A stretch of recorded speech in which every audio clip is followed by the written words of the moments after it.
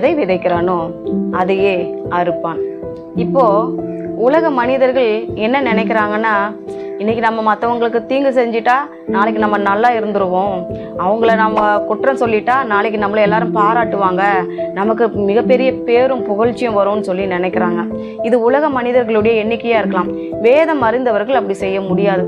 வேதத்தில் அநேகர் பல தீவினைகளை நினைத்து கெட்டு போனவர்கள் நிறைய பேர் உண்டு. தாவீதுக்கு விரோதமாய் சவுல் என்பவன் எவ்வளோ தீவினைகளை நினைத்தான். ஆனால் கடைசியில் அவன் தான் தோற்று போனான், அவன் தான் மரித்து போனான். தாவீதை கொல்லணும்னு நினைச்சவன் தான் ஆவியானவர் அவனை விட்டு விலகினாரு, அவனுடைய ராஜபாரம் அவனை விட்டு எடுக்கப்பட்டது. அதே போலதான் இப்போ மொர்தெகாய்க்கு விரோதமா ஆமான்னு நினைச்சான், அவன் வெட்டின கூலியில அவனே விழுந்தான். மொர்தெகாய்க்கு தான் அவன் தூக்கு மரத்தை உண்டு பண்ணினான், அவனே போய் என்ன பண்ணான், அந்த தூக்கு மரத்துல தொங்கினான். இப்படி நிறைய நம்ம பார்க்க முடியும். இப்போ எனக்கு தெரிந்த ஒரு மனிதர் இருக்கிறாரு. அவர் எப்போது பார்த்தாலும் யாரை பார்த்தாலும் ஏதாவது ஒரு குற்றம் சொல்லி கொண்டே இருப்பார். முக்கியமா அவர் ஒரு சின்ன ஊழியம் செய்கிற ஒரு மனுஷர் தான். ஆனா மரியாதையாகவே பேச மாட்டார். இப்போ அவர் ஒரு முதியோர் இல்லத்துல ஒரு சின்ன ஊழியம் செய்கிறாரு. அந்த முதியோர்கள் எல்லாருமே ரொம்ப வயசானவங்க.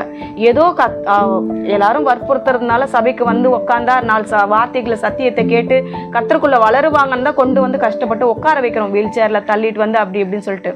அவங்க யாராவது அந்த வயசானவங்க அப்படியே லேச அப்படி கண்ணை அசந்து இப்படி தூங்குனாங்கன்னா உடனே அது மூஞ்சப்பாரு, திருட்டு மூஞ்சி அப்படின்னு சொல்லுவாரு. இது கேட்கும்போது அக்கம் பக்கம் இருக்கிற எல்லாருக்கும் ஒரு மாதிரி இருக்கும். அவங்க வயசானவங்க, அவர் கண்டுக்காம அவர் பாட்டுக்கு அவர் பேசினார்னா ஒன்றும் பிரச்சனை கிடையாது. அவங்களே தானா அலையிலுயா அப்படி சத்தங்கித்தம் போடும்போது எழுந்துருவாங்க. நேரடியாக அவங்க பேரையும் சொல்ல மாட்டாரு, ஐயான்னு சொல்லலாம், அம்மான்னு சொல்லலாம், இல்ல தாத்தா பாட்டின்னு கூட சொல்லிடலாம். ஆனா அது மூஞ்சப்பாரு, வா போ நீ சொல்லி கொஞ்சம் மரியாதை இல்லாம பேசுவார்.